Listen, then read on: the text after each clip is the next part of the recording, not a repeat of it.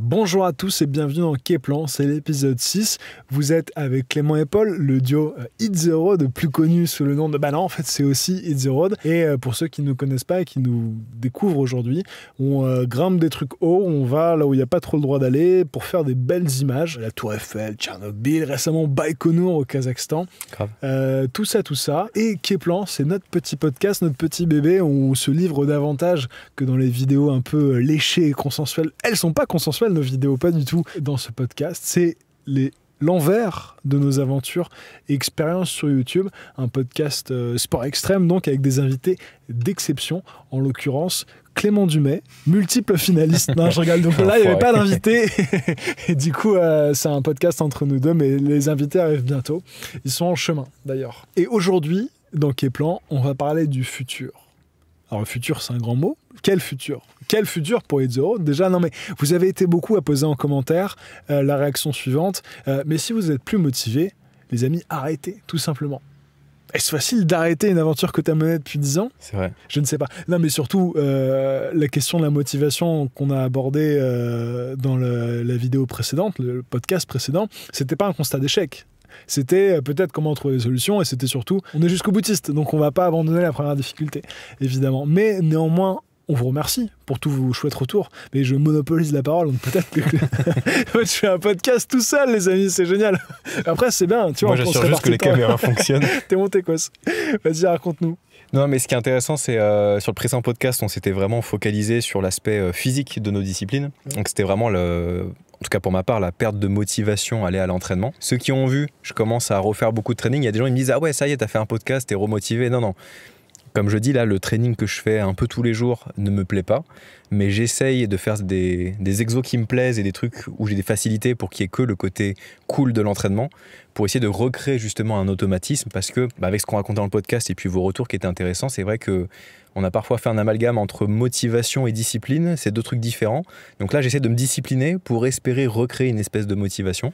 Donc je vous tiendrai au courant d'ici les prochains épisodes si ça a porté ses fruits. Et concernant l'avenir justement et la motivation, c'est vrai qu'on a parlé que de l'aspect physique la dernière fois, mais il y a maintenant l'aspect créatif de est-ce qu'aussi on est motivé à toujours faire des images, à toujours faire des aventures, est-ce qu'on est motivé à continuer une chaîne YouTube, tu vois, il y a plein de questions qui se posent sur l'avenir, sur comment évoluent les plateformes, comment évoluent les outils tels que l'IA, tout ça. Donc c'est un peu ça qu'on va essayer de décortiquer. Je pense qu'en plus, on n'est pas forcément sur des mêmes avis en termes de temporalité, de combien de temps on fait ça, est-ce qu'on s'arrête un jour, est-ce qu'on change, je sais pas, les choses à raconter. C'est vrai que peut-être ça va diverger. Je pense que sur quelques questions, on essaiera de répondre un peu en mode les amours.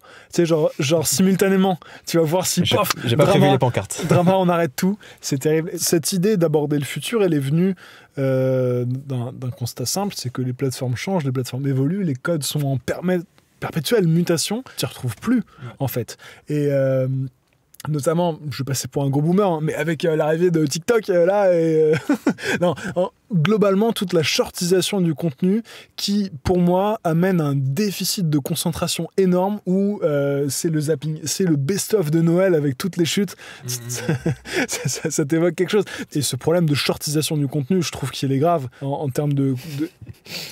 Nous sommes en guerre. Non, mais c'est vrai. Enfin, je veux dire, les plateformes, tout ça, c'est un peu la nouvelle télé. Déjà que la télé, c'était pas brillant. Mais si on part dans un truc qui est encore moins brillant, tu vois, c'est important de dire, les gars, il y a un problème, tu vois. Non, mais donc pour moi, c'est à double tranchant ce problème de t'as pas le temps de t'immerger dans le contenu. Donc tu zappes d'un truc à un autre, donc forcément il n'y a pas tellement de fond, t'es sur de la gratification directe et donc le problème sous-jacent là-dessus est aussi du côté créateur, dans le sens où tu dois te donner de la gratification tout de suite, sinon les gens zappent. C'est aussi parfois épuisant de fournir ce que j'appelle gratification, c'est la récompense de la belle vue, du contenu cool, de la décharge d'adrénaline en vidéo quand c'est dangereux. Qu'est-ce que t'en dis ? Je vais faire que ça, je vais faire un podcast, après je te demande ton avis. Bah moi, je t'avoue que ça fait facile, je crois que ça va bientôt faire 1 an que j'ai désactivé les notifications sur tous les réseaux sociaux. Okay. Parce que bah, comme beaucoup de gens, moi j'ai l'allergie de la notif, dès qu'il y a un truc non lu, un machin, il faut que j'aille l'ouvrir. Ouais. Et j'arrive à me décrocher de ça, et le fait d'avoir désactivé toutes les notifs, ça m'a aidé. Heureusement, je suis pas trop tombé dedans, et très vite, je l'ai retiré de mes habitudes que je n'avais pas encore. C'est typiquement sur Instagram, la loupe, là, le Discovery, qui est un TikTok bis où c'est du scroll infini de vidéos qui, plus t'en regardes, plus l'algorithme est trop fort sur ce qui te plaît et ce qui te prend ton attention. Et ça m'arrive de temps en temps de tomber dedans, ou du moins de commencer à regarder un truc. Et puis tu scrolles, et d'un coup j'ai une prise de conscience de... Ouais. Je jette mon téléphone comme s'il me brûlait les doigts, et je fais mais qu'est-ce que je fais ? Ça fait 10 minutes que je viens de juste regarder. Alors en plus moi c'est des trucs à la con, genre... Alors ça je me dédouane tout de suite, c'est à cause de mon frère qui m'envoie des vidéos bizarres, mais j'ai des nains qui font du catch, j'ai des accidents de voiture avec des gens qui partent dans le ciel, enfin j'ai que des trucs ultra violents et ultra abusés. Moi j'ai des Chinoises qui bouffent des trucs dégueulasses. C'est vraiment des trucs mais je pense qu'il y a une espèce de... un truc psychologique à faire, ou ce que ça traduit ta personnalité d'avoir des vidéos aussi bizarres. Montre-moi ton feed et je dirai qui tu es. Non mais mec, c'est terrible, mais je suis exactement pareil que toi, et on a le malheur ou du coup la chance de bosser sur les réseaux, tu vois, entre guillemets. Ouais. Ce qui fait qu'effectivement parfois il y a un message de taf sur Insta que t'ouvres, et effectivement moi ça, je m'énerve de ouf parfois d'avoir ma concentration totalement happée dans autre chose. Oh, elle est sympa cette bécane, oh, elle a vraiment des grosses loges celle-là, tu vois. Ou alors c'est dégueulasse qu'elle mange, tu vois. Ce genre de truc là, et ça nous énerve tous. Ouais. Et ils sont hyper forts, et c'est terrible mec. On est dans une... Bah, tu vois, pas plus tard qu'il y a 2 jours, donc vous, la vidéo, vous voyez ce podcast est déjà sorti, mais là actuellement on tourne, c'est en finalisation de montage. La vidéo en Arménie sur les métros et tout, tu m'as envoyé le Insta du mec qu'on a croisé pour mettre sa photo. Et d'un coup, je pars je regarde des stories, puis je regarde des vidéos, et puis au bout de 15 minutes, je jette mon téléphone parce que ça me brûle les doigts, et je me dis, pourquoi j'ai lancé Instagram ? Et ça m'a pris facile 5-10 minutes de... Putain, c'était pour le compte du mec que tu m'as envoyé pour juste faire une capture d'écran de sa page pour la mettre en avant sur notre vidéo. Et en fait, sur un truc tout bête, tu te fais prendre ta concentration. Mais mec, ça te brainwash. C'est ouf. Nous deux, on a une petite blague entre nous là pour se signifier qu'on est un peu happé là-dedans. C'est gaffe au cervical. Parce que en plus... Cette consommation, on va pas dire que physiologiquement elle est bonne. T'es peut-être un virtuose du pouce, mais t'as le cou cassé, t'es en avant, c'est vraiment pas une position glorieuse. Et je suis sûr que, tu vois, on va y avoir un allongement du pouce d'ici 100 ans avec les cervicales. C'est à tout niveau, c'est terrible, quoi. Je sais pas quoi faire parce que t'as l'impression qu'en fait, c'est vraiment la tendance globale. YouTube fait du short, TikTok fait que ça, Instagram en fait, une grosse partie du... Le truc qui est compliqué, c'est que nous, en plus, on est dans le double jeu, c'est que à la fois on est consommateur malgré nous de ce truc, mais à la fois on est producteur de contenu, et il faudrait qu'on se conforme finalement à cette demande de shortisation. Typiquement, tu vois, ça doit faire, je pense, 1 an et demi, 2 ans que nos comptes Instagram ont une croissance très faible. À une époque, c'était, je sais pas, peut-être 40 000 nouveaux abonnés par an, tu vois, sur la belle époque. Et là, maintenant, je pense que je dois faire 10 000 abonnés par an, 5 000 abonnés par an, tu vois. Et je sais que je sais que mon compte, il pourrait monter à 1 million si, sur toutes les vidéos de grue, je prenais les 5 secondes de suspendu, les 6 secondes où je marche et que c'est un peu dangereux, les 8 secondes où il y a une course-poursuite avec la police, tu vois. Si je faisais que des petits cours comme ça et que je les mettais tous les jours, abreuvés de contenu les gens, ça gonflerait, je trouve, artificiellement le nombre d'abonnés sur Instagram. Mais juste, ça me casse les pieds, genre, faire du montage. En fait, peut-être c'est snob et vous nous direz, hein, mais...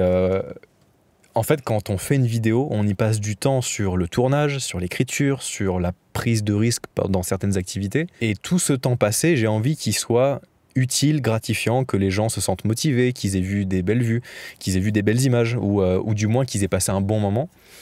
Et en fait, faire du contenu short, poubelle entre guillemets, où je sais que c'est un truc qui va être consommé sur le bord des chiottes et qui va avoir autant d'importance aux yeux du consommateur que une vidéo de chinoise qui mange des tentacules, ou je sais pas ce que tu regardes, tu vois.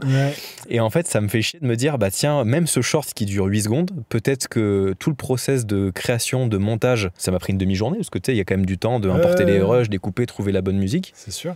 Et en fait, me dire que j'ai mis autant d'heures de ma vie dedans pour que le truc soit scrollé d'un coup de pouce sans gratification, bah ça me fait chier. Honnêtement, ça me fait chier. Je trouve qu'il y a ça, et il y a aussi le fait que beaucoup dans nos aventures, il y a un bouquet final.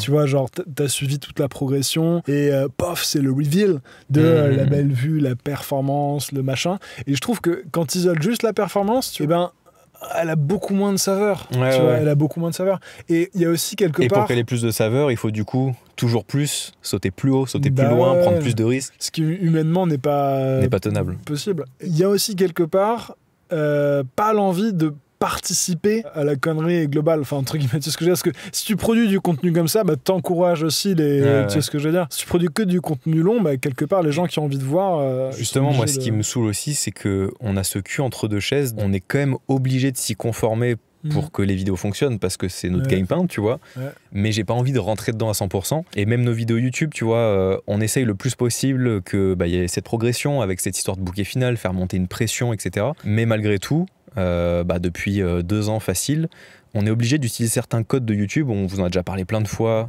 je crois en podcast, mais aussi en vidéo. C'est vrai.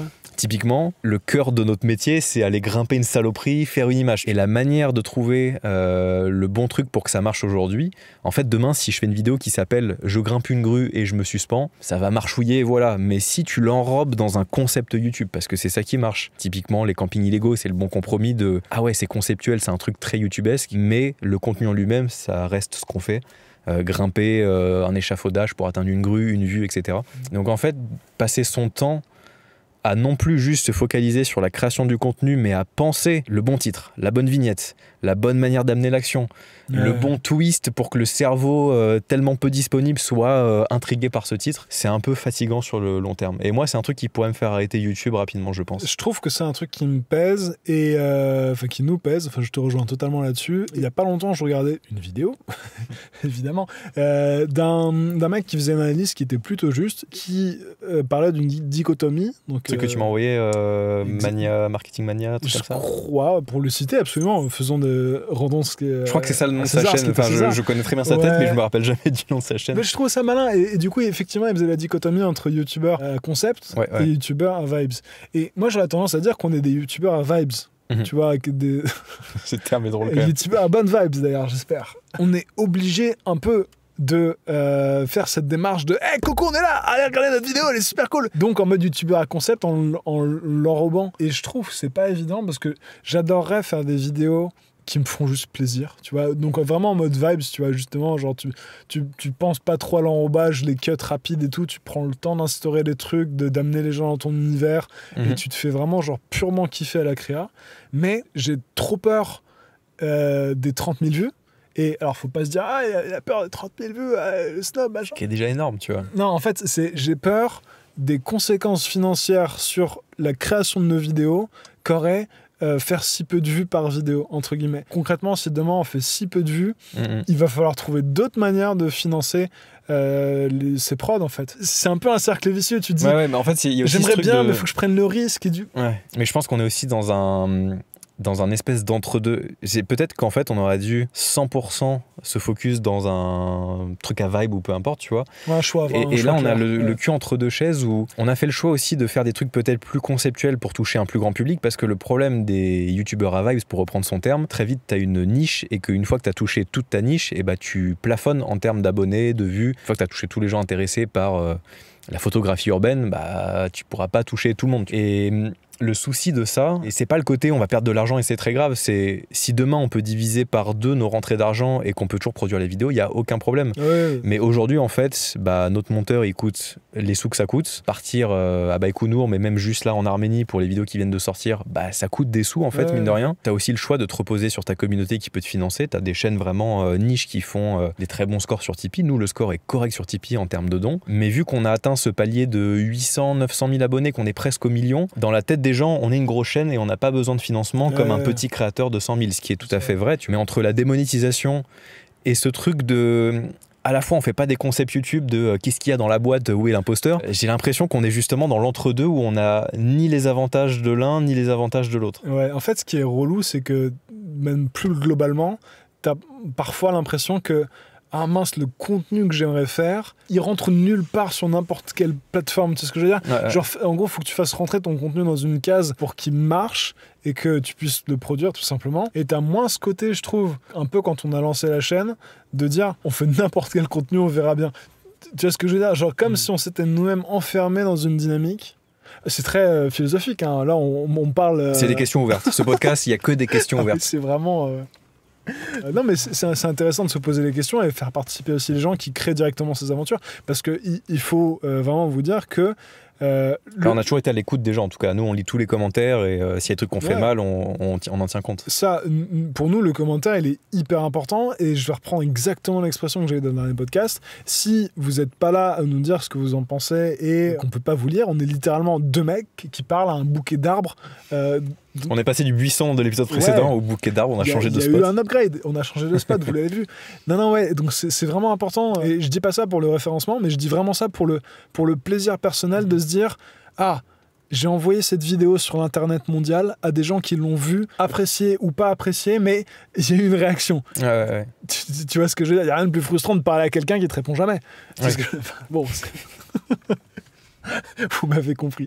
Donc voilà, faites-moi plaisir, dites-nous ce que vous pensez des vidéos. Et j'en profite de cet aparté, parce que sur le précédent podcast, on parlait justement de nos audiences et des âges, et on a dit on a une communauté de vieux, et j'ai senti tous les vieux qui nous écoutaient. Je m'inclus. J'ai 47 ans, comment ça je suis vieux, c'est dans la tête, il y a eu plein de commentaires comme ça qui m'ont fait beaucoup rire. Surtout qu'en fait, nous, je veux dire... Je me considère la catégorie des vieux aussi, tu vois. Je me considère vieux aussi, et t'es le jeune de quelqu'un, t'es le vieux de quelqu'un d'autre, t'es le riche, t'es le pauvre, on s'en fout, quoi. Enfin, tu vois, donc mais ce que j'ai trouvé intéressant, c'est que alors soit seuls les gens qui se sont sentis piqués ont commenté leur âge, parce qu'il y a eu beaucoup de gens en mode moi j'ai 40, moi j'ai 50, je crois qu'on est monté jusqu'à 62, le record du présent podcast dans les commentaires. Ouais, je kiffe. Et je serais curieux de savoir, ce que j'ai l'impression, parce que le podcast, même moi, quand j'étais beaucoup plus jeune, j'en consommais pas, je consomme ça beaucoup aujourd'hui. Donc je pense que c'est aussi un type de contenu et un format de contenu qui intéresse peut-être les gens plus mûrs, pour pas dire âgés. Et surtout ceux qui ont une capacité de concentration supérieure à 10 secondes. Et voilà, qui sont pas fait absorber par l'algorithme TikTok. Qui résistent encore un peu. Et donc on vous met juste dans la description de la vidéo YouTube et dans la description de l'épisode Spotify, Apple Podcast, Deezer, un petit lien où c'est juste un truc de sondage et on vous remet un peu les catégories d'âge YouTube en fait pour juste voir quelle est la tranche d'âge qui nous regarde spécifiquement sur le podcast. Donc prenez une seconde, c'est très rapide, vous cliquez sur le lien, vous avez 4-5 choix et vous cliquez sur votre tranche d'âge juste pour qu'on sache, parce que je suis curieux, je pense vraiment qu'on a les plus âgés de notre tranche d'âge YouTube au global est surreprésenté sur la consommation des podcasts. J'ai l'impression. On va recouper les statistiques d'âge avec le style d'écriture des commentaires et on dressera un portrait robot qu'on imprimera et qu'on mettra à la place du bouquet d'arbres. Ouais, ça marche. Tu vois, comme ça on saura à qui on parle. Un autre aspect du futur et d'un truc qui a énormément évolué à une vitesse folle, je dirais ces 2 dernières années, c'est l'intelligence artificielle dans le contenu. Bon, l'algorithme. Pourquoi tu rigoles? Pourquoi tu rigoles? Je suis un bon À chaque fois que quelqu'un présente l'IA, c'est vraiment le cliché de vous voulez 7 applications qui vont révolutionner votre vie? Non, moi je... Non, mais pour le coup, nous, on a des vrais usages de l'IA très utiles pour YouTube et on va vous expliquer. Mais moi, je voulais m'en plaindre justement, c'était pas ça mon axe. Bah, vas-y. Regarde, je t'explique. Précisément, j'aimerais qu'on parle des IA génératives en termes de contenu photo. C'est un truc qui m'a cassé le plaisir de créer, mais grandement. Alors que pourtant, tu peux te dire, ça facilite la vie. Donc, en gros, là, je parle là d'à la fois l'IA sur Photoshop qui te permet de sélectionner une zone et venir dire, tiens, fous-moi là, tu tapes ce qu'on appelle un prompt, donc une instruction à cette IA pour lui dire, crée-moi ce truc-là. Il faut dire que c'est très puissant. C'est vraiment, t'as n'importe quelle image, tu sélectionnes une zone, tu dis, mets-moi une tour Eiffel réaliste et il te met le même rendu, le même flou que ton objectif, le même truc. Un truc qui s'adapte réellement à ton image. T'as une image qui fait cette taille-là et tu lui dis, bah tiens, crée-moi du décor partout autour où j'ai pas fait la photo. C'est bluffant. Mais jusque-là, tu peux te dire, c'est une sorte de tampon amélioré, ça te fait gagner du temps, c'est vachement cool. Il y a une autre forme d'IA qui s'est vraiment développée, c'est celle purement générative via ChatGPT, en partant un prompt simple, donc une phrase, de générer totalement ton image avec un réalisme qui du coup forcément a été croissant au fur et à mesure du truc. Pour ceux qui par exemple sont pas trop au fait de l'IA, sors-moi un prompt là maintenant et on leur affichera ce que... Là on sait pas encore ce que ça va afficher, on le mettra dans le chat GPT au montage et puis on leur montrera ce que ça affiche, tu vois. Ouais, bien sûr. Bébé surfeur de Big Wave à New York, une liasse de billets à la main. Ok. On vous affichera le résultat et vous allez voir, c'est assez bluffant. Mais moi, je sais pas ce que ça donne, mais j'ai en tête un peu ce que ça peut donner avec l'habitude. Normalement, ce sera un peu une vibe surréaliste, comme c'est des trucs qui vont pas ensemble. Et donc, ce truc-là, d'un point de vue photographique, ça commence à générer des images qui sont plutôt réalistes avec ce qu'on appelle des hallucinations où le truc te met 3 bras, 4 jambes, tu vois, sur les personnages humains. Mais pour un paquet de trucs, ça marche vraiment bien. Et pour tout ce qui n'est pas le sujet directement de l'image, ça marche très fort. Donc c'est très pratique pour les vignettes, pour le décor, pour un décor un peu flou, pour générer une situation qui aurait été compliquée à shooter. Et nous, on s'en sert beaucoup justement dans ce qui est genre concept. La vignette, c'est ce qu'il y a de plus gros, donc c'est important qu'elle soit genre forcément avec beaucoup de sens. Donc pour les vignettes, à la limite, c'est bien, c'est un vrai gain de temps. Ça nous permet les vignettes YouTube, ça nous permet un travail créatif différent, parce que l'idée est de comment tu crées une image qui illustre au mieux ton titre et qui évidemment donne envie de cliquer, quoi. Ouais. Là où moi ça me pose un problème, c'est qu'une grosse partie de ma création de photos, d'images, j'ai cette idée en tête, j'ai envie de voir cette image exister sur le papier, soit en la créant de manière vraiment photographique, c'est une image presque par toucher, ou alors justement avec du compositing, en allant récupérer un peu une sorte de patchwork où tu shootes des éléments que tu vas intégrer ensemble pour faire un peu une sorte de collage. Mais c'était quand même vachement presque analogique comme procédé, tu vois. Et en fait, le fait que tu aies à portée d'outils, une trentaine de secondes, littéralement une vision qui t'aurait pris mais genre peut-être 2-3 jours de travail acharné à créer, et ben ça casse totalement le plaisir. Et moi je suis quelqu'un d'assez technique, donc j'aime bien utiliser le bon outil pour que ce soit efficace, mais du coup il y a plus plaisir de créer, parce qu'il y avait un peu de difficulté avant, tu vois. Et du coup j'ai en tête plein de photos qu'on a faites. Aujourd'hui j'irai pas refaire parce qu'en imprompte j'ai le résultat devant moi et je suis en bah ouais c'est cool, mais bon, tu sais, il y a plus la satisfaction du travail qui mettait du temps à se faire. Je pense que je suis un peu rétrograde. Après ouais, moi j'ai pas tout à fait le même avis, dans le sens où que ce soit pour le montage ou la création d'images avec Photoshop et tout, je trouve que quand t'as un certain bagage technique et une certaine expérience, il y a des moments où tu sais que t'es obligé de passer 2 heures pour découper ce truc-là, et ça fait chier parce que y a pas de plus-value, que ce soit toi ou un assistant quand t'as une grosse équipe ou ce genre de choses. Et du coup, l'IA dans ce sens-là peut te faire gagner beaucoup de temps sur des tâches répétitives et techniques un peu basiques qui, que ce soit toi ou quelqu'un d'autre, il y a pas une plus-value que ce soit toi. Tu vois. Non, mais c'est bien, c'est pas ça que je dis. C'est bien, surtout à l'heure du contenu poubelle des réseaux. Oui. Où typiquement, ce serait un gouffre de temps pour l'humanité si tu avais des gens qui devaient produire ce que les autres consomment sur le bord des chiottes, pour reprendre ton expression. C'est ce que je veux dire, ce serait un cercle infernal et vraiment la création artistique et scientifique de l'humanité serait que décroissante. Ouais. Mais non, moi le seul truc qui me dérange avec l'IA, je te parle juste du plaisir. Moi, ce que j'aime pas trop avec l'IA pour l'instant, c'est les rendus qui sont très ancrés. ChatGPT a toujours un peu ce rendu en termes de photos vrai, mais en même temps un peu fake. Enfin, tu remarques vite quand t'as l'habitude. Dans les mains de n'importe qui, en fait, n'importe qui demain te fait une image. Tu sais, on le voit avec les fake news, des trucs qui sont à peu près réalistes, et je sais pas comment dire. Moi, ce que j'aime bien, par exemple, avec l'IA intégrée à Photoshop, c'est que il faut avoir le logiciel, il faut avoir une certaine maîtrise de l'outil, savoir quoi faire, savoir lui dire que tu veux tel élément à tel endroit. Donc il reste ce côté de t'as la vision d'un truc et tu te sers juste d'un outil comme peut l'être le tampon qui duplique des pixels et qui rend ton image fake quelque part. J'ai moins de problèmes avec Photoshop.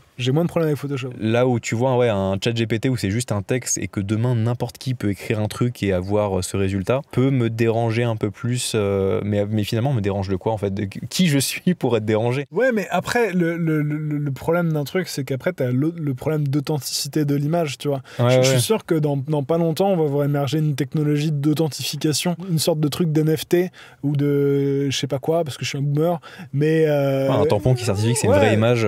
Mais même tu vois, Instagram le fait maintenant, il commence à mettre un petit texte sous les images faites par IA où il y a marqué cette image a été créée par IA, tu vois. Alors je crois que ça c'est une obligation des influenceurs. Légalement. Mais de plus en plus, je crois qu'il y a un outil de détection comme le robot YouTube avec la démonétisation qui arrive à détecter, et t'as beaucoup. Enfin, moi j'ai vu que des influenceurs s'en plaindre. Pour le coup, c'était globalement des meufs qui postaient des photos d'elles un peu retouchées et tout, donc peut-être je pense que t'as un côté un peu lisse sur la peau.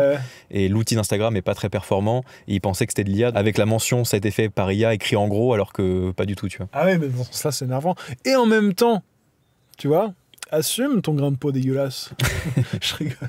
Après, c'est comme du maquillage finalement, que ce soit digital ou analogique. Moi, j'ai toujours retouché nos images et je m'en fiche. Enfin, c'était juste pour la blague. Hein. Et d'ailleurs, pour rebondir sur des commentaires qui ont été laissés dans le dernier podcast, qui nous disaient tout simplement, mais allez-vous faire une vilebrequin ? Si vous êtes plus motivé, allez-vous arrêter les vidéos. Alors, Clément, raconte-nous. Le running gag tout le long. Raconte-nous. C'est pas prévu tout de suite de faire une Villebrequin. Alors pour ceux qui connaissent pas ce duo, c'est un duo qui parlait voiture essentiellement, bagnole, etc. Duo très puissant, plus d'1 million d'abonnés, des trucs qui ont vraiment marqué le multiplat par exemple, tout ça, tous ces projets. Et du jour au lendemain, ils ont sorti une vidéo de on arrête. Alors quand tu vois ce genre de titre, 100% des youtubeurs ou 99%, c'est une espèce d'entourloupe où ils arrêtent pas vraiment. C'est un peu putaclic. Et eux non, c'était vraiment genre on est au sommet de notre gloire, nos vidéos font des millions de vues, tout marche pour le mieux, mais on arrête YouTube. Et du coup, t'es en mode, ouah, qu'est-ce qui se passe? Ils ont jamais trop dit ce qui s'est passé, peut-être des embrouilles en interne, peut-être pas, peut-être des envies différentes. Ce qui s'est passé in fine, c'est que ils ont tous les deux lancé leur propre chaîne YouTube et ils font des trucs un peu différents. L'un des duos, Sylvain, fait globalement du Villebrequin. On retrouve un peu la même patte, les mêmes concepts, le même genre de vidéo. Pierre, qui est l'autre duo, lui, est dans un truc un peu plus différent. Peut-être plus vlog, essai de bagnole, aventure avec des gars, des pilotes et tout, donc c'est un peu différent. Nous, c'est pas prévu tout de suite de faire ça, ni dans un futur lointain, c'est pas prévu spécialement. Pour rebondir sur le Villebrequin, c'est vrai que c'était choquant car super inattendu, parce que tu vois les mecs sont au top, et c'est vrai qu'en fait, ça traduit aussi un truc que c'est pas parce que ça marche bien que ça se passe bien en off. Nous, c'est vrai qu'on a la chance d'être potes depuis très longtemps. Et bien avant YouTube surtout. Et bien avant YouTube aussi, tu vois. Je veux dire, c'est juste un truc qui est venu se mettre là, mais si demain on arrête YouTube, sauf dinguerie, on sera toujours potes. C'est ce que je fais. C'est clair. Pote, c'est un terme assez faible d'ailleurs. Mais vas-y, pardon, je t'ai coupé. Non, pour rebondir sur ça aussi, c'est que c'est vrai que souvent dans un groupe, dans un collectif, par exemple, les trucs qui peuvent faire des séparations, mais même peut-être dans des groupes de musique à l'époque, tu sais, quand il y avait les boys bands et tout, c'est soit des problèmes d'argent, soit des problèmes de meufs, soit... Bah non, c'est ça en vrai, hein. C'est les deux, c'est les thèmes principaux. Et je t'avoue que niveau argent, nous, comme on vous l'a déjà dit, on a toujours fait 50-50 quoi qu'on fasse sur tous nos projets, parce qu'on considère qu'on n'en serait pas là l'un sans l'autre. Niveau meuf, on n'a jamais eu de problème de meuf, parce qu'on a toujours eu nos meufs respectives, tu vois. On n'a pas le même goût aussi. Absolument. Je t'ai dit ça un peu sec, mais c'est pas une attaque. Ah ouais, parce que la tienne, elle est dégueulasse. Même niveau idée YouTube et tout, on a toujours eu la même vision. À une époque, on était peut-être plus nombreux et qu'on voulait absolument créer un collectif avec 2, 4, 6, 10 personnes dedans. C'était un peu l'ambition principale et tout. On était quand même toujours les locomotives du projet à dire, ok, la vision long terme, c'est aller faire ça, ça le toucher le cinéma. Là, on a touché le cinéma, on a touché le spectacle, on a touché la publicité, on a touché les clips vidéo. Ça, c'est une private joke, mais tu comprends. C'est vrai, c'est quand t'as dit locomotive, je voyais le mec en bout de course. Mec, il a 45,2 de température intérieure. En train de fumer de l'intérieur. Fumé et en train de... Non mais dans le sens où on était moteur des projets, où sûr. on avait globalement les bonnes idées, la vision long terme de se dire ok, là tout de suite on fait ça, mais dans 5 ans il faut qu'on soit là. Et puis on a été toujours raccord sur ce qu'il fallait faire, les projets de films, l'idée un jour d'aller sur YouTube, c'est des trucs qu'on avait pas mal en avance avant de le faire. Donc c'est pour ça que nous ça a toujours été assez raccord sur les envies, puis même sur les passions privées ou professionnelles. On a globalement les mêmes envies. Après peut-être aujourd'hui t'as plus d'attrait pour certains sports de vent comme le parapente que moi, j'aime beaucoup mais peut-être un peu moins fan que toi tu l'es, tu vois. Ouais. Mais globalement on a quand même les mêmes envies, tu vois. Le parachutisme pour l'instant on kiffe autant l'un et l'autre. La moto c'est ta passion initiale mais j'y ai pris goût à force d'en faire avec toi et donc ça c'est chouette, tu vois. On a quand même globalement toujours les mêmes centres d'intérêt et puis quand on a des idées, même si on a très souvent des idées de merde, on arrive finalement à se rejoindre toujours. Ouais, j'ai pas souvenir qu'on ait un vrai point de discorde où on n'est pas d'accord ou alors s'il y a eu des points de discorde on a toujours trouvé un compromis de ok allez je remballe ma fierté, je concède ce terrain parce que je sais que tu vas me concéder ce terrain derrière. Tu vois, il y a toujours eu ce compromis de on trouve le meilleur moyen de... Moi, j'ai comment dire...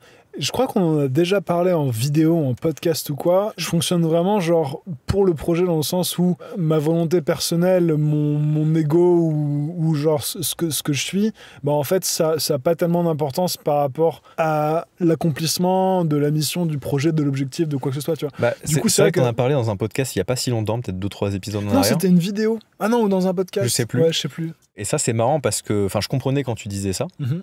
Et il n'y a pas si longtemps, genre ça m'a frappé. Là en Arménie quand on est parti, il y a des trucs qu'on fait ou concrètement en tant que moi, humain, Clément. Ah oui.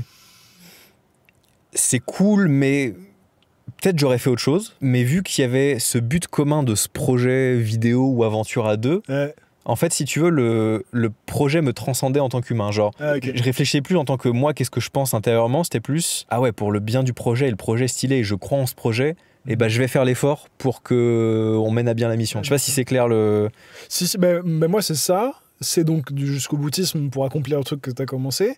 Et c'est même, si tu vas plus loin, une sorte de détachement émotionnel. Genre comme si dans certains trucs, genre il y a ma carcasse corporelle qui se fait arrêter par les services secrets, on en parlera plus tard, tu vois. Et genre je suis en train de juste jouer mon propre rôle. Ton Sims, tu lui donnes tes actions, mais globalement, c'est pas toi qui es là. Comme si j'étais genre détaché. Et du coup, c'est rigolo parce que peut-être qu'un jour on va mal finir en prison ou quoi. J'espère juste pas que mon être spirituel va rejoindre ma vieille carcasse en prison et dire ah merde t'es bloqué là. Non, bon, on est parti loin encore une fois. Enfin, pas spécialement l'arrestation, mais si peut-être. Mais en Arménie, je me suis. Puis Kazakhstan, surtout Baïkonour, plusieurs moments, j'en avais plein le cul, mais vraiment plein le cul. Okay. Mais en fait, je croyais tellement au projet que je trouvais ma satisfaction personnelle dans l'accomplissement du projet en lui-même. Pas en tant que moi, je suis allé à Baïkonour, c'est trop bien. Non, là, c'était chiant, il faisait froid, j'en avais plein le cul, tu vois.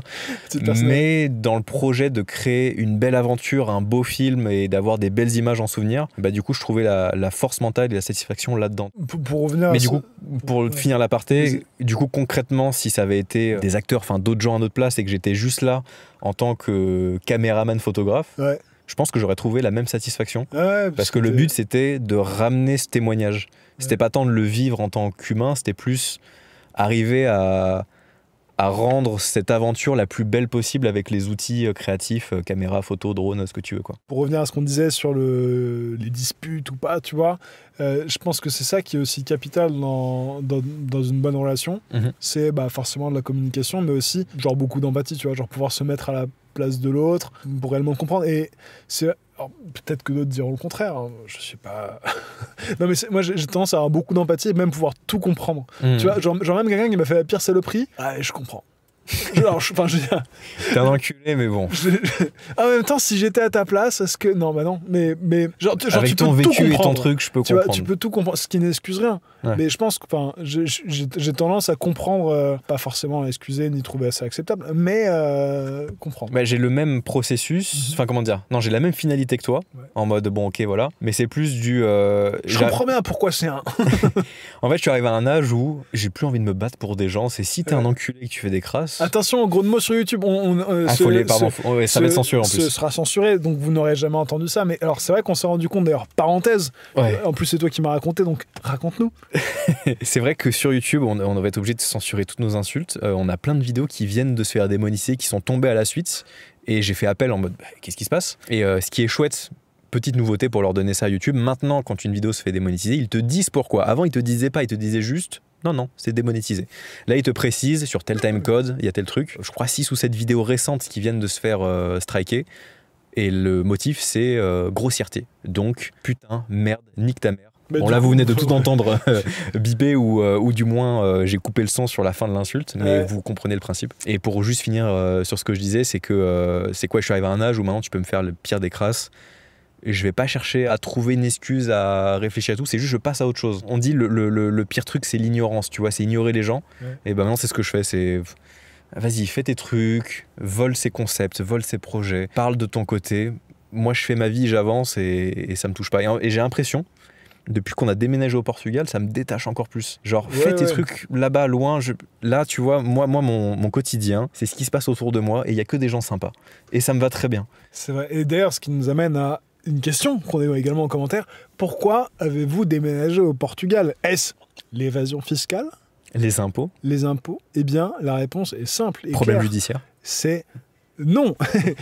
Malheureusement. Enfin, non dans le sens, en fait, les gars, il n'y a pas d'évasion fiscale. Le seul statut dont on a bénéficié en arrivant ici, c'était le RNH qui existait avant qu'on soit là et qui n'existe plus malheureusement, qui, nous, dans notre cas, capte nos impôts à 10%. Mais on ne paye, de tous les cas, en France, pas plus que 10% d'impôts. Donc, ça ne change rien, tu vois. Voire, c'est même moins avantageux pour des trucs de comptabilité où genre c'est différent et plus relou et tout. Donc, Non, il n'y a aucune raison fiscale derrière ça. Parce que du coup, c'est pratique le podcast, on peut parler de ces sujets où c'est vrai qu'en vidéo YouTube, il n'y a pas trop de... Tu sais, sur un toit. Au fait, les impôts, comment ça marche ? Fiscalement parlant, comment ça va, vous ? Pour expliquer très clairement, nous, notre société qui gère notre YouTube et notre shop photo, elle est domiciliée en France depuis toujours et elle est toujours domiciliée en France. Donc en fait, toutes nos charges, URSSAF, retraite, chômage, cotisation sociale d'un point de vue général, sont payées en France parce que notre société est française. Notre impôt sur la société est en France également. Et il faut savoir qu'entre ce qu'on touche en perso et ce que notre société paye à l'État français, 90% de l'argent qui transite quelque part autour de nous, c'est dans la société et c'est ça qui nourrit l'État français. C'est des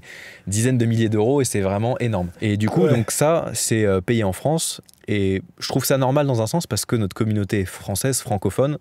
Donc d'un côté, je trouve ça normal que l'effort de guerre principal soit géré par cette société en France et soit payé en France, parce que vous qui nous faites vivre, vous êtes français, donc c'est normal que cet argent vous revienne indirectement dans les hôpitaux, les routes, bon, même si maintenant c'est de pire en pire tous ces services, mais dans l'idée, voilà. Et du coup, une fois qu'on touche nos salaires, comme vous, une fois par an, on doit payer des impôts perso sur le salaire net qu'on a touché. Même si on avait voulu les payer en France, on ne peut pas parce que légalement, quand tu vis plus que 6 mois à l'année dans un pays, tu es légalement obligé de payer tes impôts dans ce pays.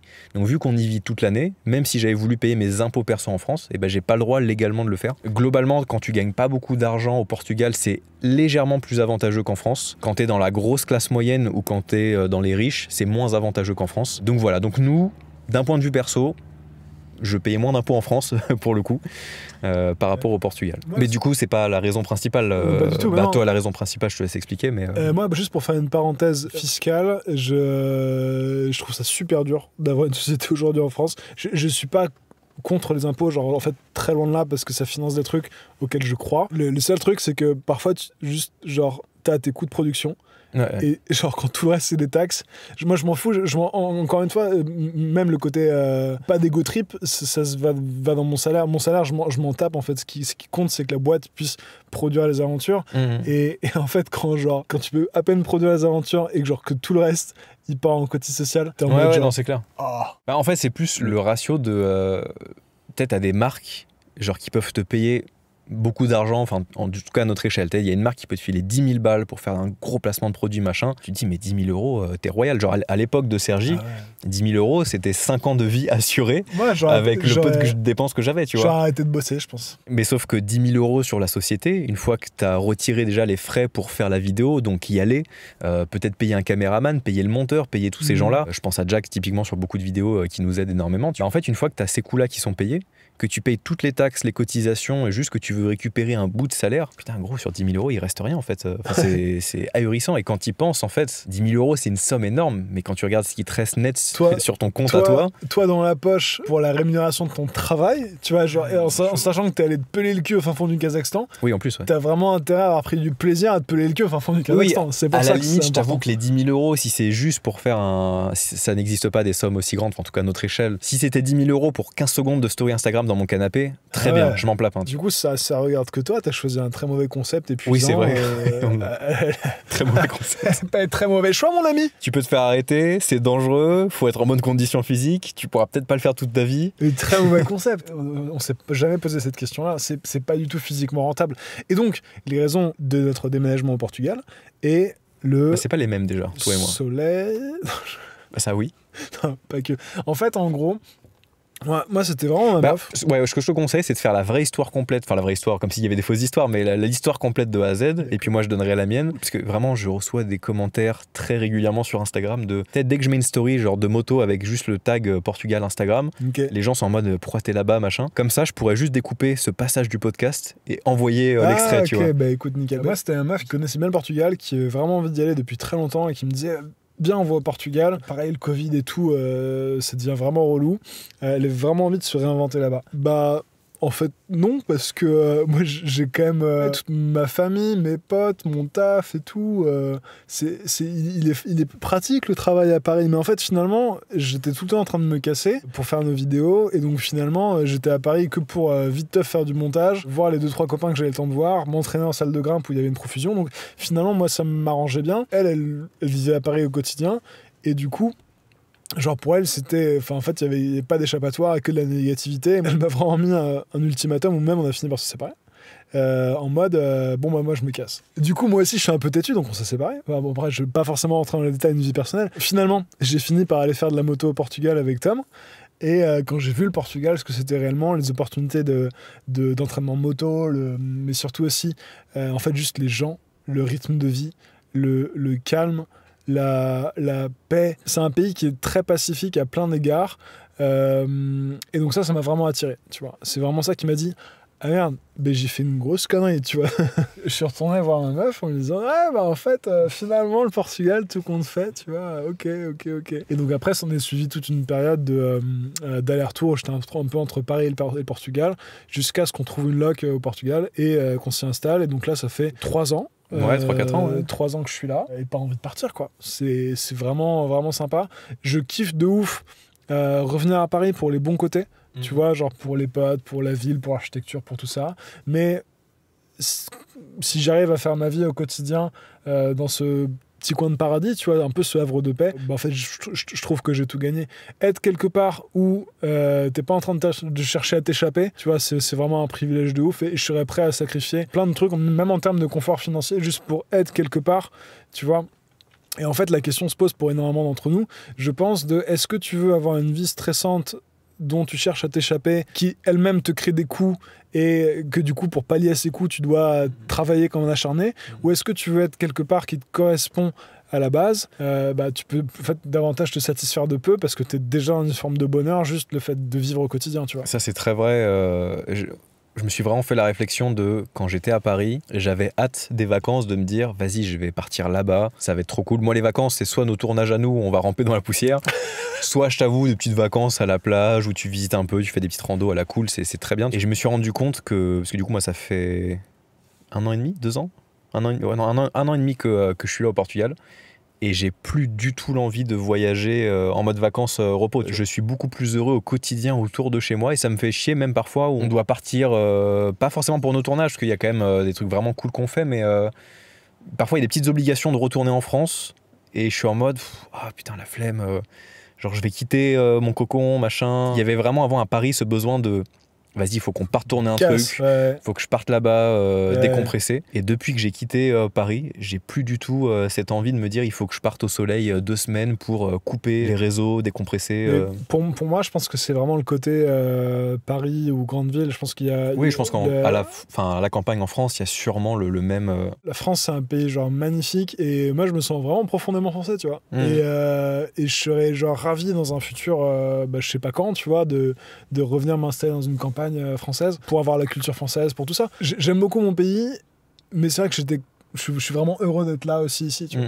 Et bah ouais, moi les raisons du déménagement, déjà toi t'étais parti, donc pendant presque 1 an je crois qu'on a dû jongler pour les vidéos, c'est quand même parfois un peu compliqué en calendrier, je venais te voir, tu venais me voir, il y a beaucoup d'allers-retours France, Portugal, etc. Pas tant pour les gros tournages par exemple à l'étranger, parce que du coup on se retrouve directement, je pense, tu vois, qu'on avait grimpé le Christ de Rio.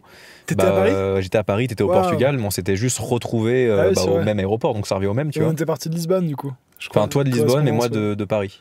Ouais, mais t'es à Lisbonne aussi. Non, c'est le retour où j'ai fait une escale à Lisbonne, mais on n'avait pas le même vol et toi t'es arrivé avant. Ouais, on s'est vraiment retrouvés sur place. Ah, incroyable. Ouais. Et moi j'étais pas du tout dans une optique de partir au Portugal. Déjà je connaissais pas le pays, pas du tout. C'est vrai genre vraiment pour moi le Portugal c'était un Espagne bis, mais pas plus. Et je suis pas trop fan des Espagnols, leur manière d'être, etc. Et en fait. Comme les Italiens, je les supporte pas. Ah ouais, non, mais moi, il y a des pays européens. En fait, bizarrement, tous les voisins de la France, l'Allemagne, je kiffe pas trop. Les Italiens me fatiguent. Les Espagnols, ils parlent trop vite. Je suis pas fan non plus. Non, les Allemands, ils sont cool. J'aime pas trop je sais pas. Je sais pas. Non, les rares fois où je suis allé à Berlin et tout, j'ai pas trop kiffé la vibe. Non, mais il y a le bon allemand et le mauvais allemand, mec. Et en fait, du coup, avec nos vidéos, j'ai été amené à venir beaucoup de fois au Portugal. Et j'ai découvert un pays, vraiment, je m'attendais pas à ces décors. Parenthèse, mais il faut pas non plus faire de généralité. Hein. C'est les Espagnols que tu as rencontrés et les Italiens que oui, mais non, mais c'est plus. C'est pas l'espagnol en tant qu'humain, mais plus la culture et la manière d'être. En fait, c'est globalement des gens qui parlent beaucoup et qui parlent fort. Et ça, c'est le point commun qu'ils ont avec l'Italie. Et je t'avoue que moi, je suis quelqu'un plutôt qui aime le silence, qui est discret. Les Portugais sont vraiment discrets. Genre au resto, ils sont pas là à hurler dans tous les sens. C'est des gens qui font leur vie, ils vont pas, comme en France, un peu se mêler de quel voisin fait quelle crasse, quel truc, c'est quoi le ragot du moment, tu vois. Je pense que c'est juste que tu parles pas encore portugais. Peut-être, mais bon, en tout cas, chacun fait son truc, les gens sont cool, ils sont très sympas et très serviables, ils veulent t'aider. Et donc, au-delà du soleil, des paysages magnifiques, de la côte ultra sauvage, c'est pas comme la côte d'Azur en France, ultra bétonnée. On a énormément de côtes qui est dans son jus, où il n'y a pas de construction, c'est hyper sauvage et c'est vraiment plaisant. Donc, le climat, les gens sont très sympas. Je prends souvent l'exemple de la France, où en fait, en France, les gros aéroports, c'est Paris, Marseille. La région Marseille, je n'aime pas du tout. Mes parents habitent pas loin et je dis ça en connaissance de cause. La région de Paris, voilà, c'est la région de Paris, le temps, les gens, donc c'est pas ouf non plus. Et l'avantage de Lisbonne, c'est que tu vois, à 40 minutes, à 1 heure de Lisbonne, t'as des endroits ultra sauvages, ultra cool. Donc ça, c'était un vrai avantage. Et moi, c'était globalement toutes ces raisons. Et je t'avoue que un des trucs finalement qui était pas très important, mais qui l'est devenu avec le temps, c'est le fait qu'ici, on n'est personne, tu vois. Ah ouais. Et moi, c'est un truc sur la... Non pas que non plus on est harcelé dans la rue en France, et encore une fois, tous les gens qu'on croise en France sont toujours trop sympas quand ils nous reconnaissent dans la rue, mais c'est vrai qu'il y a ce truc oppressant, et surtout c'est très propre à Paris, parce qu'on est plutôt très souvent reconnu à Paris, parce que les gens savaient qu'on habitait là-bas, donc dès qu'ils nous voyaient, ils n'avaient pas de doute, tu vois, ah ouais, c'est vrai, je suis sûr que c'est lui et tout. Et en fait, des regards appuyés, ou se dire que quoi que tu fasses dans la rue, t'as toujours un mec qui sait que t'es là. Moi, à chaque fois que je me balade dans la rue à Paris, j'ai toujours un message Instagram de « Est-ce que c'était toi dans le métro, machin, à tel endroit ?» Il y a toujours au moins une personne qui me reconnaît. Et encore une fois, vous êtes adorable, mais c'est juste au quotidien de se dire « Quoi que je fasse, il y a un œil sur moi. » Si j'ai envie de me gratter le cul dans la rue, j'ai envie de pouvoir le faire sans que personne sache qui je suis, tu vois. Et je t'avoue qu'il y a cette espèce de truc cool au Portugal où je me balade dans la rue et je me dis pas, il y a quelqu'un qui me surveille, il y a quelqu'un qui se dit, ah, je crois que je le connais. Et c'est assez plaisant, je trouve, moi en tout cas d'un point de vue perso, cette tranquillité d'esprit de, dans ce pays-là, personne sait qui je suis, entre guillemets. Et du coup, je me dis, si à ma petite échelle, c'est ça, des mecs comme Squeezie, Thibaut InShape ou peu importe, je sais pas comment ils le vivent, mais je pense que parfois ça doit être assez oppressant. Ouais, moi, je pense que ça dépend des personnalités. Ouais, non, il y a plein de manières de le vivre. Moi, c'est vrai que le regard des gens, je me suis toujours un peu fichu. Donc c'est vrai que je vivais pas mal ce truc. Et comme Clem vous l'a dit, toutes les interactions qu'on a toujours eues avec vous, c'était que des trucs super cool. J'ai vraiment envie d'une vie simple, tu vois. Et une vie simple, ça passe aussi par... être comme tout le monde, n'importe qui, tu vois. Sûr, ouais. Pas qu'on soit différent des autres ou quoi. C'est vrai que cette tranquillité d'esprit de te dire, mec, t'es personne, reste personne. Tu sais ce que je veux dire, c'est au moins, genre, tu prends pas la grosse tête parce que t'es personne. Ouais, c'est ça. Et puis il y a ce truc-là aussi dans les interactions humaines où tu sais que quand t'as une certaine notoriété ou quoi que ce soit, tu peux aussi avoir des gens qui interagissent avec toi par intérêt, entre guillemets, dans le sens où ça m'est arrivé, tu vois, juste avant que je parte de Paris, de plus en plus, je sais pas pourquoi, parce on n'a jamais été invité de notre vie dans des événements de YouTube, de machin. Et vraiment, les 6 derniers mois avant que je quitte Paris, j'étais invité de ouf partout y a telle marque qui lance tel lancement, tu veux venir, machin. Bon, du coup, moi, j'y allais par curiosité. Et c'est vrai qu'il y a quand même des gens dans ces trucs-là. C'est toujours le même que tu croises, t'as toujours les mêmes un peu...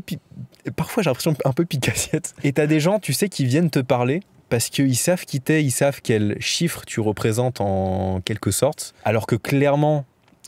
si t'étais pas youtubeur et que t'étais monsieur tout le monde, les mecs t'auraient snobé de ouf. Et j'aime pas trop ce côté fake des gens de je vais lui parler parce que je sais qu'il est pseudo important, tu vois.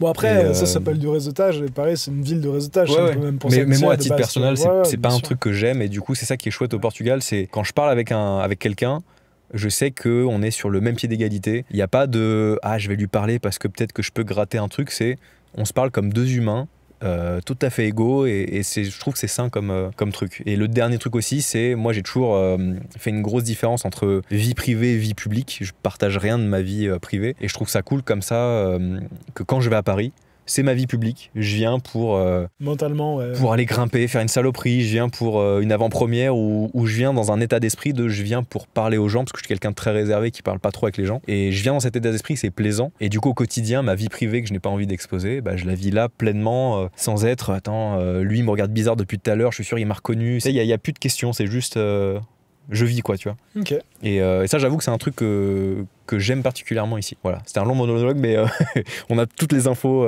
sur pourquoi ce déménagement.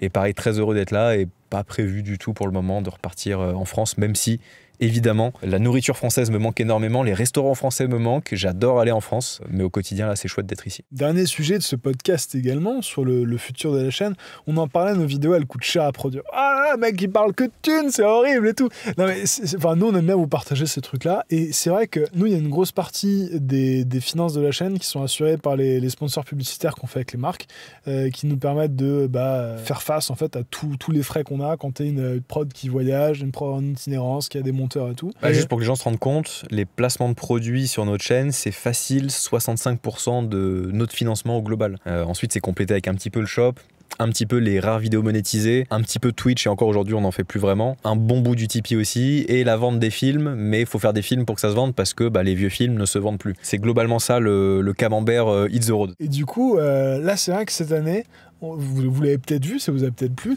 mais il y avait un peu moins Nous, ça nous a pas plu. un peu moins de placements produits, et j'ai eu l'impression qu'il y avait globalement beaucoup moins, une baisse du marché. Tu vois, j'ai eu l'impression que nous on avait moins d'offres, mais qu'il y avait aussi moins d'offres ailleurs, et qu'il y avait globalement moins d'OP sur YouTube. Alors est-ce que c'est juste une impression au regard de notre boîte mail ou est-ce que machin? Mais tu sais, du coup, comme on était un peu dépendant de ce truc-là, c'est vrai qu'il y a un peu ce côté de ah merde, attends, moi j'ai des gens à payer, un truc à faire tourner, si j'ai plus de flux qui rentre, ça va être compliqué quoi. Et du coup, il vient le temps de se dire attends, en fait, si c'est plus rentable, on va pas perdre de l'argent pour faire des vidéos qui sont là que pour YouTube. Et c'est là où c'est super important de savoir pourquoi tu fais ces vidéos, pour s'accrocher quand c'est un peu la galère, pour dire non, c'est un projet que je mène depuis longtemps, quelle que soit sa forme, je vais pas l'arrêter parce que c'est un peu dur. Parce que pareil, peut-être pour des plus jeunes qui n'ont pas l'expérience de ce que c'est une société, etc. Enfin, c'est pas, il y a eu un peu moins d'OP, s'il y en a vraiment eu plus du tout. Mais c'est vrai, on a vraiment sur 2024, je crois qu'on a fait 2 OP, alors qu'on est déjà au mois de juin. Ouais. Normalement, on devrait être à 10-12 pour avoir un peu, je crois, les mêmes ratios qu'avant. Donc là, il y a vraiment beaucoup moins d'argent qui rentre. Et en fait, il y a des frais fixes, c'est pas genre, il y a moins d'argent, donc c'est pas grave, on licencie le monteur, bon déjà c'est pas cool pour lui, et on fait les vidéos à l'ancienne nous-mêmes. C'est que, en fait, une société, même s'il n'y a pas d'argent qui rentre, elle a un coût de fonctionnement, un comptable obligatoire. Pour que notre site il marche, faut payer le site, faut payer les serveurs. En fait, il y a plein de frais inhérents pour monter les vidéos. Faut payer Adobe tous les mois, 70 €, c'est très cher. Mais ça, et puis en fait, il y a beaucoup de frais qui sont en fait en décalé. Donc si tu gagnes pas d'argent tout de suite à l'instant T, en fait, les frais que tu as générés dans le passé qui doivent être payés maintenant. En fait, je veux dire, c'est juste légalement pour faire notre activité. Si on fait mais pas pour la faire légalement. Légalement pour la faire, illégalement. Oui, c'est ça. Mais légalement, d'un point de vue avoir une société, pouvoir facturer des gens, et en fait, tout ça coûte de l'argent tous les mois malgré nous par les frais de fonctionnement d'une société. C'est terrible. Et on peut pas licencier le comptable parce que c'est obligatoire d'avoir un vrai comptable qui certifie tes comptes. Tu peux pas dire moi je certifie que c'est ok. Donc en fait, tu as des frais que tu peux pas réduire. Et c'est pour ça que c'est compliqué. Historiquement, ces périodes avec ou sans OP, ces périodes de prospérité machin, on s'est jamais trop inquiété parce que ça va, ça vient, tu vois. Une période, c'était une période creuse, c'est-à-dire que ça va remonter. Nous, on est vraiment sur le long terme là-dessus. L'aventure Hit the Road, c'est une très longue série qui va voir plein de projets qu'on a encore en tête. Mais c'est sûr que parfois, ça te met un peu la sellette de dire putain, en fait, maintenant, il n'y a plus que la dimension je grimpe des trucs, c'est cool, mais il y a aussi la dimension merde, j'ai toute une aventure à faire fonctionner. Et c'est vrai que c'est des challenges différents et nouveaux. Disons, on s'est posé la question parce que là, c'est la première fois que ça fait, je pense, 8 mois que c'est très très calme, tu vois. D'habitude, c'est des petites périodes de 3-4 mois max. Et du coup, pour la première fois, on s'est vraiment posé la question de si on se projette, même si on le fait pas souvent, très très long terme, 5 ans, 10 ans, est-ce que c'est quelque chose qui va tenir? Est-ce que c'est quelque chose qui va se casser la gueule? Est-ce que, pour reprendre tous les sujets qu'on a abordés précédemment, est-ce que les contenus vont de plus en plus se shortiser? Donc il y aura moins la place à des placements de produits, moins de monétisation. Il y a un peu toutes ces questions. Et du coup, il y a des moments où on se pose réellement la question, premier degré, est-ce qu'on continue? Combien de temps? Sous quelle forme? Et là où tu vois naïvement, je pense, à nos débuts de YouTube, quand on avait 23-24 ans, j'étais en mode c'est toute la vie. Là où aujourd'hui, avec peut-être plus d'expérience, plus de sagesse, je me dis que potentiellement, peut-être dans 4 ans, ça s'arrête. Peut-être dans 5 ans, ça s'arrête. Et au-delà de l'aspect financier, etc., il y a aussi l'aspect kiff, l'envie de faire des vidéos à vibe, vidéo à tout ce qu'on a abordé finalement depuis le début. Et là où je le voyais plus comme une fatalité de tiens, si un jour YouTube s'arrête, c'est qu'on s'est embrouillé, c'est que c'est grave, c'est que c'est machin. Aujourd'hui, je suis plus dans l'état d'esprit de me dire peut-être ça s'arrête dans 4 ans et c'est pas grave, je considère qu'on a fait que des trucs de ouf sur YouTube et je suis trop content de tout ce qu'on a créé. Et pareil, demain, YouTube s'arrête Hit the Road, ça s'arrête, on fera une vidéo Villebrequin c'est la fin. Mais je sais que nous, comme on vous l'a déjà dit, nous, l'essentiel de pourquoi on fait ça, c'est avant tout notre amitié, nos aventures communes. Aujourd'hui, c'est via YouTube, c'est via des vidéos. Demain, c'est via des TikTok, peut-être. Et peut-être qu'après-demain, c'est même pas via des vidéos, c'est juste le kiff purement égoïste de nous deux. On se fait nos petits sauts de parachute, on ne demande rien à personne. Ouais. Et à côté, tu peux avoir un taf alimentaire qui te permet juste de payer tes courses et ton loyer. Il y a aussi beaucoup de gens qui vivent leur passion avec un métier alimentaire et qui font leur passion à côté. Nous, on a essayé de jongler les deux et peut-être qu'aujourd'hui, c'est plus le modèle économique qui marche et qu'il faut se réinventer. Moi, je trouve que la question même, elle se pose...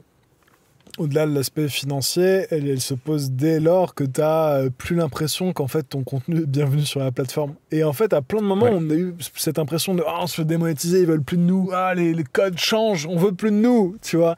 Et c'est vrai que c'est un taf où constamment tu dois t'adapter aux nouveaux trucs. C'est pas un truc qui s'adapte pour toi. Tu as un peu cette lassitude de s'adapter, mais je pense que c'est vraiment qu'on vieillit et qu'on a maintenant des certitudes et qu'on a envie genre d'imposer le truc et pas se faire imposer le bidule. Il y a toute une nouvelle génération très jeune qui arrive sur YouTube, qui ont leur propre code et leur propre centre d'intérêt, qui ne sont plus les nôtres, tout simplement. C'est le cycle normal de la vie. Je pense qu'à l'époque, les gens de notre génération ont moins regardé la télé, ont plus regardé Internet, parce que justement, la télé était peut-être trop imaginée, gouvernée par des gens plus âgés, et ils se retrouvaient pas dedans. Et aujourd'hui, c'est nous, les vieux gravataires, et qu'aujourd'hui, peut-être que l'essentiel des consommateurs de YouTube et de contenu sur Internet veulent qui est l'imposteur, en fait, de la télé d'avant, mais avec les codes d'aujourd'hui, parce que finalement aujourd'hui, même Squeezie le dit, tu vois, ces concepts sont très télévisuels et juste ils ont rien inventé, ils reprennent des codes de la télé, des choses qui marchent, mais juste imaginé avec les codes d'aujourd'hui, quoi. Je sais pas à quel point je pense que c'est pas l'entièreté de la plateforme qui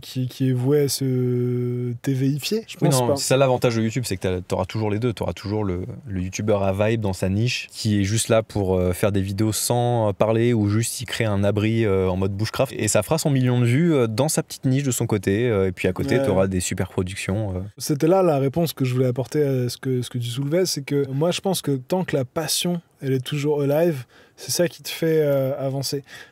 Dès le moment où il n'y a plus la passion, je trouve que l'aspect financier, il a pas grand-chose à voir là-dedans. Non, c'est ce que je veux dire. S'il n'y a plus de passion, ça sert à rien de continuer, tu vois. Mais tant qu'il y a genre l'étincelle qui te dit « Tiens, je suis content de faire ce projet », voilà, c'est chouette. Et ça vaut le coup de surmonter. Mais je pense que pour nous aussi, le seul twist en plus par rapport à peut-être d'autres créateurs, c'est que nous, la création de la vidéo qu'on met sur YouTube, elle n'est pas là juste pour montrer la passion qui est peut-être grimper, escalader, sauter. C'est que pour moi, en fait, la performance physique et l'aventure a autant de poids que la création vidéo et photo. Ce qui fait que si j'ai plus l'envie de faire des vidéos pour x ou y raison de la plateforme qui change en termes de code, et j'aurais plus que la passion purement de l'aventure. Du coup, pourquoi me faire chier à faire de la vidéo qui me plaît pas parce que c'est un code 15 secondes TikTok, etc.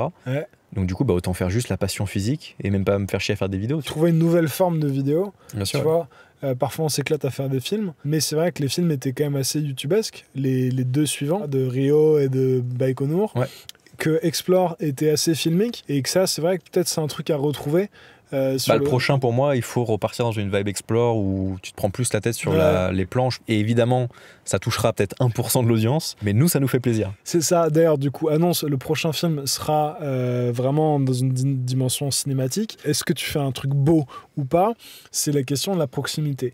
C'est super dur d'avoir un truc qui est émotionnellement réel et pas genre joué, tout en étant bien filmé, parce que ça crée un peu une sorte de vernis qui met de la distance en fait entre, alors que quand l'image est dégueulasse et tremblante et machin, tu sais que le mec est en train de le vivre avec toi et même l'esthétique dégueulasse renforce cette impression de proximité. Et donc c'est toute la question de créer un truc beau mais réel. Nous, on n'a pas envie de faire du film... Un film de cinéma, c'est un peu ça. Je trouve que dans nos aventures, ce serait trop bizarre de se cacher d'un garde et ramper dans les fougères et avoir un travelling super propre avec des bokeh, des petits trucs tout jolis. Non, t'as envie que le mec, il tienne la caméra dans la main, qu'elle traîne dans la boue, qu'il y a encore de la boue sur l'objectif parce que c'est la réalité, en fait. C'est super dur de faire un truc beau qui esthétiquement te plaît et qui soit beau mais réel. Et ça, c'est en fait la la question qu'on se pose depuis qu'on a commencé à faire ces vidéos-là. Comment tu satisfais notre amour de la belle image? Ouais, arriver à transmettre. Parce que forcément, c'est le truc qui est trop beau. Tu es en mode, mais c'est sûr, c'est stage. Et on en a plein des commentaires comme ça sur nos vidéos. Bah, c'est vrai que sur Explore, il pouvait y avoir un peu de ces commentaires-là.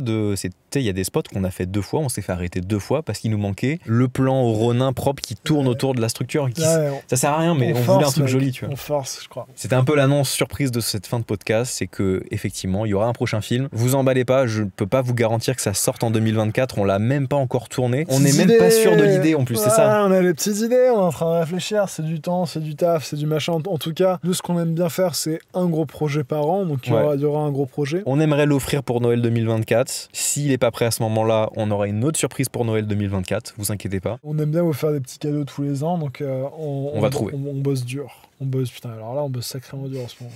Non, mais on n'a pas l'air là, mais. Non, c'est vrai que c'est assez intense. Et cet été, il y aura peut-être un peu moins de vidéos, mais c'est juste pour préparer la rentrée et même pas pour prendre du repos. Parce qu'on n'a pas besoin. On vit bien ici. T'as pas besoin. En fait, c'est mec, tu te tires une balle dans le pied. Tu dis que t'as pas besoin de vacances quand tu dis que t'es fatigué. Bon, les amis, c'est la fin de ce qui est plan numéro 6. Ça m'a fait super plaisir d'avoir en fait ces réflexions philosophiques avec vous parce que en fait, c'est quelque chose qu'on prépare très peu. Tu veux parler du futur? Ouais, vas-y, parlons du futur. C'est plus ou moins ça notre écriture, tu vois. Discussion tout le temps et puis tiens, la dernière fois on avait parlé de ça, c'était intéressant. Allez, podcast. Ouais, je trouve ça cool que ce soit comme ça. On est vachement à se livrer. Pensez à réagir en commentaire, peut-être même au fil de l'eau. Bon, du coup, je dis ça à la fin, donc ça sert à rien. Mais vous l'avez compris. Je vous embrasse tous. Prenez bien soin de vous, de votre famille, de vos animaux domestiques. Sinon 5 étoiles. Votez 5 étoiles sur Spotify, sur Apple Podcast. C'est un truc qui met tout le monde d'accord, la qualité du Képlan. Allez, bisous. Ciao. Ciao.